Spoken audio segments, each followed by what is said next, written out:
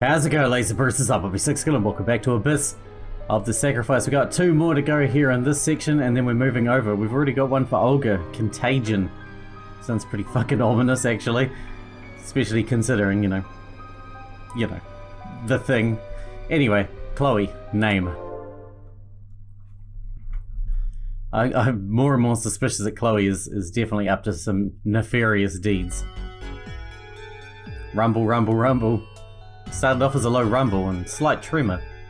The earth quaked as if something was rising from its depths, and then, whoa!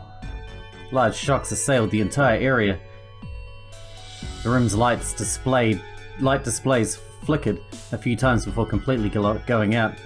A few seconds later, the tremors stopped and a girl looked up. She whispered alone in the darkness, "An earthquake and a power outage? You've got to be kidding me. Usually, don't they come together usually? Earthquakes cause power outages. In Foundation, this had never happened before. In fact, the facility was built to prevent incidents like this." After a few seconds, the emergency power switched on and the room lit up with dim lights. At the same time, a shrill siren started to blare. Then an emergency message flashed across the lit displays. The Administration Bureau had announced an emergency situation. All citizens must follow emergency procedures. What? The girl frowned. It seemed something bigger had happened than ever before. In fact, this is the biggest event in Foundation's history. But the girl didn't get ready to flee. She didn't even get up from her computer. Instead, she violently threw her headset to the floor. Damn, it's already happening. Just before the emergency, she was preparing for a virtual reality dive as the hacker priest. But this wasn't like her previous dives just for fun. Ever since teaming up with Orange, she'd been placed in all kinds of special missions. Today she'd been getting ready to go on one. The computer screen kept blinking because of the unstable power. Since she always used a sensory transducer connection to her brain, she'd almost just lost her life. Man, that was close. Although she cursed in frustration, she was strangely calm given the emergency situation. This was, of course, part of who she was. But it was also because she had a hunch about what was going on. She even knew who had caused it and why. In all probability, it was terrorism caused by the very organization she was a part of. A few years ago, she had joined a particular organization. At only about 10 years old, she'd already made a name for herself as a hacker. She was then scouted by the leader of the organization, a woman who went by the name Orange. Ever since then, Priest raised her reputation in the organization as a true-born hacker. After Orange passed away, she then surpassed Orange's expectations and became one of the most important presences in the organization. However, the other day she caught wind of a critical plan taking shape within the organization that she'd not been told about. She was furious and frantically gathered all the information she could. Even after hacking all possible servers, the information she found was fragmentary. But she was able to grasp the gist. A secret plan was being cooked up that only the organization's top brass line troops knew about. The goal was to fully paralyze all urban facilities. The day and place of execution was undecided. Large-scale sabotage was planned to make it all happen. While fulfilling her missions, Priest was also gathering more information on the secret plan when the emergency hit. Damn, I didn't think they'd act this quickly. She agitatedly kicked her steel desk. She had a feeling this disturbance was a result of the large-scale sabotage. It would be impossible for anything else to impart this much damage on a steady place like Foundation. They beat me to it. She was filled with anger and hopeless misery. To tell the truth, she made light of the plan, believing she'd be included in it at some point. She'd been sure that she would at least be given some sort of responsibility on the day the plan was executed. Hey, that girl, she's the genius hacker, Priest. They call her Orange's right-hand woman. Now I heard she's Orange's rival. Wow, I bet she'll be the next Chloe. These were the kind of feckless rumors about her whispered about within the organization. They were a source of comfort and provided the perfect boost to her already high self-esteem. One day she'll be promoted to the top. She sounds like a dick. She'd been sure of it. However, she'd never even been let in on the organization's secret plan. The huge incident that was happening now was a tremendous blow to her pride. The renowned genius hacker Priest had been grossly overlooked. She gritted her teeth. Damn it! I refuse to be treated like an abandoned pawn. As the evacuation siren blared, she didn't run. She just slowly turned back to her computer. She unplugged it from the unstable power source and replugged it into a small emergency battery. Operating the computer on such a weak battery would take at least 30 minutes. She'd not be able to dive since using a headset would be wasteful on such a limited power source. But with the time she had, a keyboard would be enough.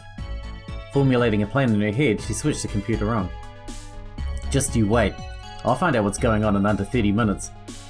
Her fingers flew across the keyboard as if she were playing a symphony on the piano. First, she investigated the situation in her block and the surrounding areas. There didn't seem to be any fires, cracks in walls, or any other immediate danger nearby. Then she immediately moved to her next step. Her goal was the Administration Bureau's server, but she was not aiming for any of the high security levels she usually liked to challenge herself with. What was that earlier tremor? And what was happening now? If she could find the answer to those questions, she should be able to discover what kind of sabotage was taking place. Hacking into police and firefighter communications would do the trick. Or so she thought. But then, what? Her brow furrowed quizzically. All police and firefighter communications were absolutely silent. In situations like this, emergency communications were usually chaotic. She suspected a system failure, but the fact that she was able to log in struck that off the list of possibilities. What's happening? She searched all servers linked to the Administration Bureau from top to bottom, but they were all the same. Not only were the servers of government agencies and private businesses operating normally, there was also no presence on communication lines or in virtual space. Not even the private lines are in use? She was in shock. She tried to access the organization's hideout too, of course, but the organization's computers were completely off the network. And she couldn't connect. She panicked. Then she tried to contact her old hacker friends, one after another. But none of them were online either. In this infinite World Wide Web, she was all alone. It was as if humankind had completely vanished from the world, leaving only traces of civilization. And her behind. Is there really no one around? Did Foundation's entire population already evacuate? But the evacuation siren only just started ringing. Or was the organization's plan targeted directly at the people? A terrifying thought flashed through her mind. The emergency siren blared through the city, and yet the streetlights lit the streets and digital ads streamed across plasma screens, as if nothing was wrong. Meanwhile, the information display continued to wait for a command.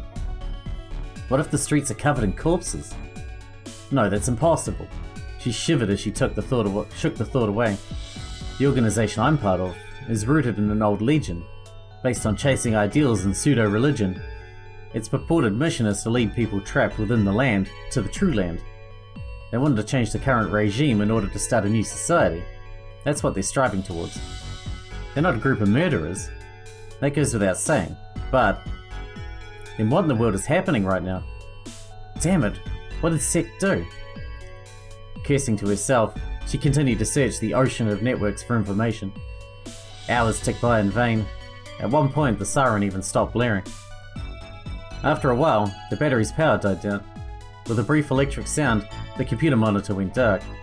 Damn! She violently kicked her steel desk again.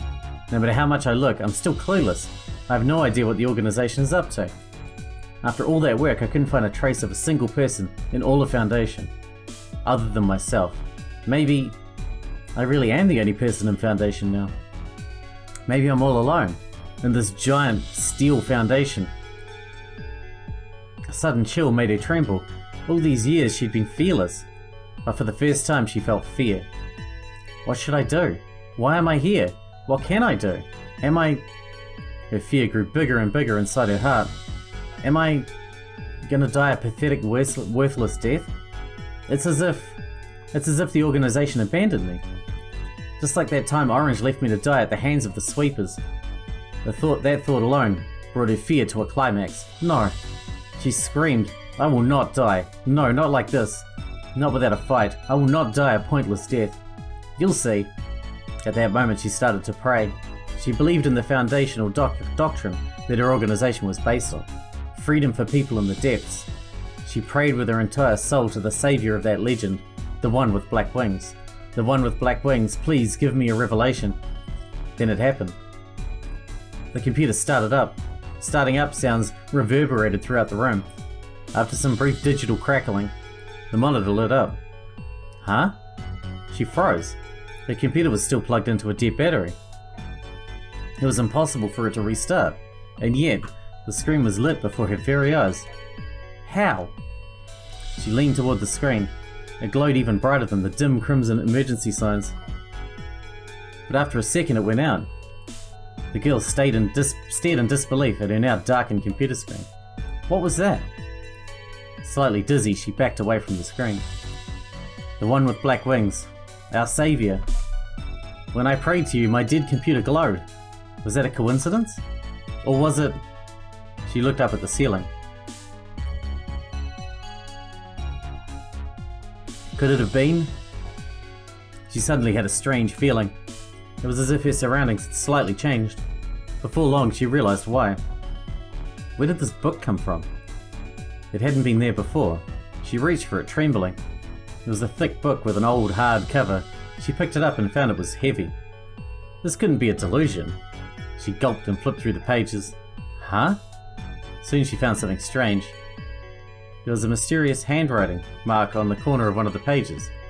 Below that were 3 sets of hastily scrawled numbers. What's this? Her eyes lit up with a mysterious light. The corner of her mouth rose into a smirk, and she laughed triumphantly. I've been chosen. She spoke enigmatically. It wasn't her, but me. The one with black wings chose me. She ripped the page with the scribbles out of the book. This is the revelation I prayed for. She held the page above her head and yelled, I'm being guided. This is the reason I was left behind. Orange isn't the true Chloe. I am. There is said to be a religious leader in the organization's belief system. They are the one who will find the one with black wings to open the door to the land above, and will be the sole person with the ability to cross through that door. Their name is Chloe. Orange inherited this name, but she disappeared. Now I have received a revelation. In other words, I am the one who is worthy of the name Chloe. She gazed back down at the strange mark on the page. 3 sets of numbers. Could they be coordinates? Now full of confidence, her signature sarcastic smile was back on her face. She gently folded up the page in her hand and tucked it into her pocket. It's time to go. After quickly packing her bags, she, Chloe, left the room. Hey, this place has hot water. As soon as Asuna twisted the water valve, a luscious flow of water poured out of the faucet. She happily cried out when she realized it was warm. Really? Miki, Jika, and even Olga let out a rare peal of girlish squeals. That day, the party had found a boiler room. For days it had been hard to find drinking water, much less water to bathe themselves as they pleased. Now they'd found an abundant source of water. For the girls, this was an oasis. Oh, it feels so good. Hey, stop splashing me. A few feet away from the 4 frolicking girls, Chloe was deep in thought. Her hand unconsciously patted her pocket. It held the collection of folded markers she had found so far. She repeated the same phrases over and over in her head. That's strange. Why can't I find it? What's wrong, Chloe? She suddenly noticed Jika standing nearby. Since she'd just been playing and splashing around with the others, her breathing was hard, her cheeks were flushed, and half of her long hair was dripping wet. What? Chloe shot back coldly and somewhat irritably. Jika pointed back at the others. We're all going to take turns taking showers. Come join us. We're using rock, paper, scissors to decide who goes first. Chloe glanced at the others before responding curtly. I'll go last. But what about rock, paper, scissors? Go on and do it without me. Jika looked confused. It was as if she couldn't fathom why Chloe didn't want to join in such a fun activity. Chloe ignored her. After a few seconds, Jika finally nodded and went back to the others. Chloe didn't even watch her go. Instead, she gazed around at her surroundings and fell back into deep thought. That's strange. The last marker she found definitely pointed here, to the boiler room. Yet there was no markers in sight, not even a trace of one. It was the first time this had happened, since she originally discovered these mysterious markers. Have I lost sight of the path? Impatience bubbled up inside of her. Damn it, why is this happening? But impatience would dull her intuition and mind. She forced herself to calm down and think clearly. I might have to explore the area a little more. I'll check the walls, the corners, and even the plumbing. But if I'm going to do that, these girls are in the way. She glanced at the 4 girls still playing in the warm water, but after a few seconds, most likely without sensing Chloe's irritation, the 4 girls headed excitedly for the exit. What's going on? Olga answered with a rare, cheerful expression. We're gonna go look for some cloth to serve as a curtain. A curtain? Well, we need it if we want to make this place a shower room. Oh, I get it. Chloe nodded ambiguously. We'll see you later, Chloe. Jika flashed her an innocent smile when the 4 girls left the boiler room. Surely Olga's gonna keep an eye on her. I'm pretty sure we passed a sheet at a site under construction on our way here. Hey, that might work. It's a little far, but it'll probably be faster than trying to search for something new. The girls' high-pitched voices and footsteps echoed for a while, before disappearing into the distance. A smile spread across Chloe's face. Perfect timing. She seems so evil. And we got a whole bunch of pipes. That's gonna be cool. We're gonna be building something here. Perhaps a pipe organ? Who knows? I can only hope it's gonna be a pipe organ. Maybe a synthesizer. And we're gonna make some sick 80s vaporwave music. The boiler's got fire in the furnace. It's too hot to touch too. The fire is on in the boiler. I guess there wouldn't be any markers around here. You don't think so, huh? Can we... Oh, we can circle around. Cool. What is this thing? The needle is on the maximum amount. Maximum amount of what? Oh, here we go. This pipe is bent. This is where the pipes go. But why? The other pipes are in the way. Can't attach. A steam pipe, huh? Pipe's gotten cold. This pipe's gotten cold. Bingo. Can't have the bent pipe, huh? Okay, that's good. I think. I don't actually know if that's good or not, because I don't know what they do. Maybe I should look around more first. Oh, I see. Alright, let's collect all the pipes we can collect, I suppose. For now. That one comes out too. That one does not come out. That one does though. What are we doing? And here's a pipe.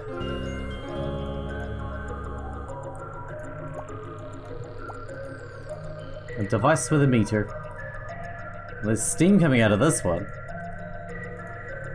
I assume that one's important, right?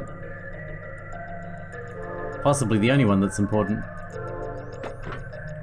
Used pipe. There we go. Oh my god, there's more freaking pipes. Alright, take all the pipes. Let's just keep collecting pipes. I don't know what the fuck we need all these pipes for, but I'm taking all the pipes. Any other pipes I can have? This one? This is mine now. No? Okay, I can't have that pipe. Dicks. What about this one? It's a device with a meter. I see that. Can we... This pipe's gotten cold. This pipe's gotten cold. How many more pipes have we got? That's it, huh? Hey, wait. That one looks like it should come out too. But for some reason it does not. Same goes for that one. Alright, so... What is that? We need to do something with the steam coming out of this pipe. Clearly. Oh my god, we've got so many bits. The pipe can't be attached facing up. What? But you can turn it around. The fuck are you smoking, lady? You just turn it around. Come on, it's not that fucking complicated. Used pipe. Where does that pipe go? This pipe is now hot. Okay. That pipe's cold. That pipe's cold. Cold. Cold. Cold. We just gotta find the hot pipe. This pipe is bent. Yes, I see that. That doesn't really help, but I see that. If it was open, it would have steam coming out of it, right? Like this one. So we just gotta take it somewhere, I guess. There you go, now that one's hot, right? Now it's coming out of here. Cool. Boom. Now where's it going? There it is. Straight pipe.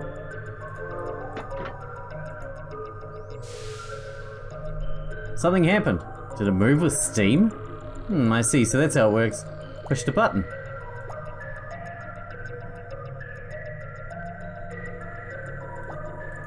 There's no reaction.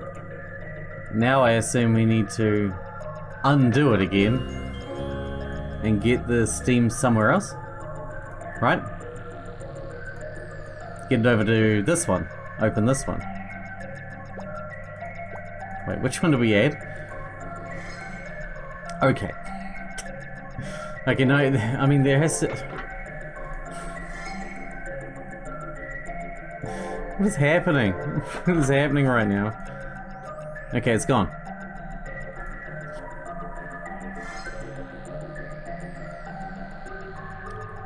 And that only leaves us one option, right? That option. And then that comes back through over here, doesn't it? Yes. Now we can pop this one in though. Which... just really not helpful at all. Undo that.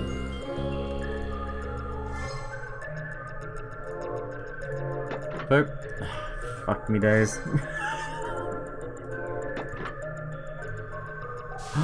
Holy crap, we did it. Just one more. One more? Are you serious? I thought we were done. You gigantic anus. Oh, it's this one. This one. Oh, this pipe here has to go here. But how we get the steam there? I don't know.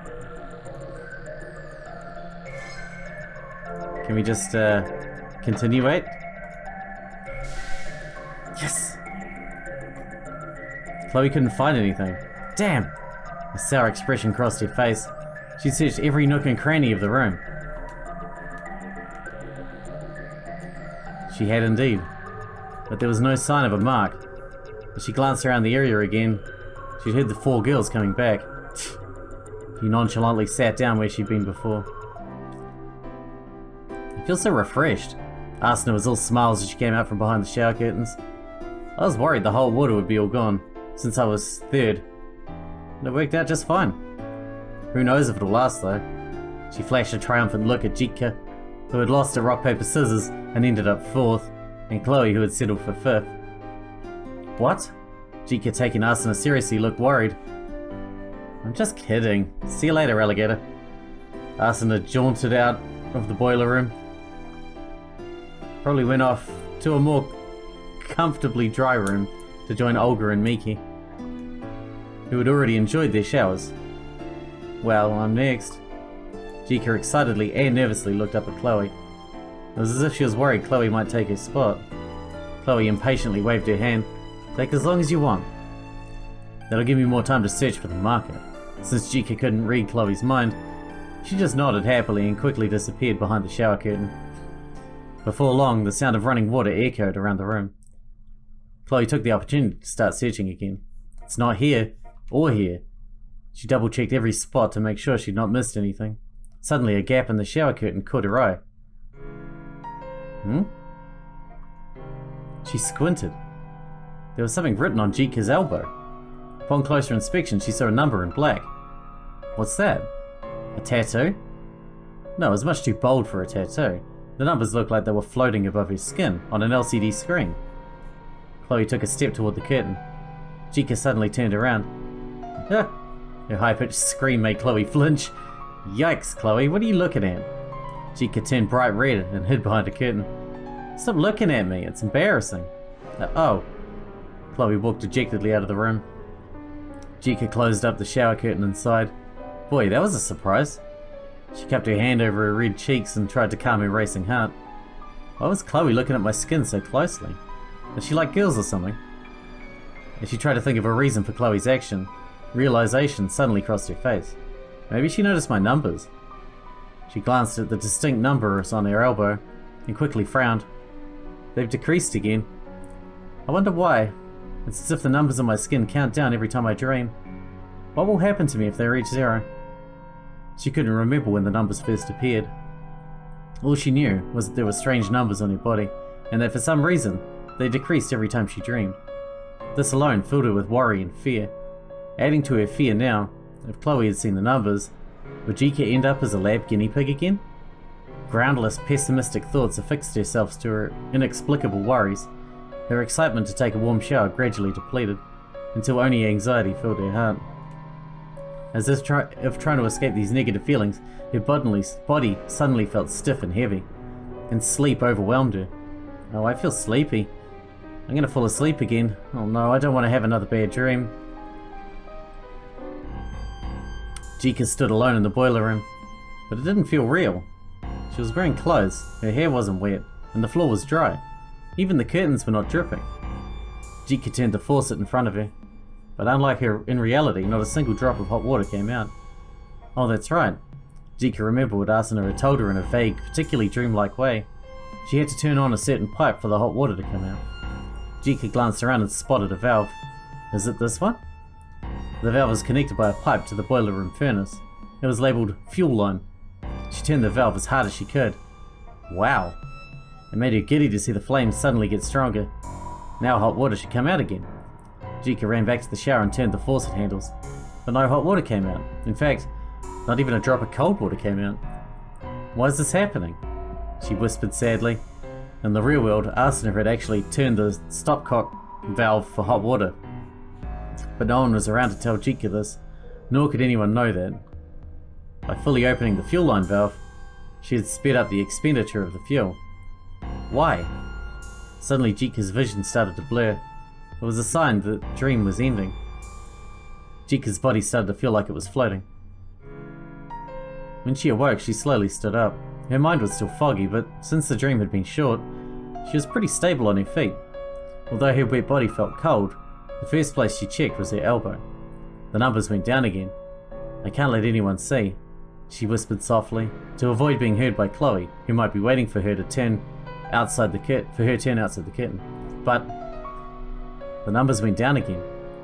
Chloe heard Jika's quiet, melancholic whisper. She'd been standing close to the shower curtain, quietly peering at Jika. Her mind was raging with confusion and questions. What just happened? A few minutes earlier, Chloe had heard a loud splash behind the shower curtain. That reverberated around the room. It sounded like something heavy had fallen into a puddle. Jika? There was no answer. Chloe walked toward the curtain and quietly peeked through the gap. She saw Jika had crumpled to the floor. Terrified, she tried to help her up when suddenly her vision blurred. What the? It was like she was in a movie that was transitioning from one scene to the next. But that was the only strange thing that happened. When she glanced down, Jika was still on the floor, with the shower raining down on her. But Chloe noticed one thing that was different. The numbers on Jika's elbow had decreased. Wanting to get a closer look, she automatically reached for Jika's arm. Huh?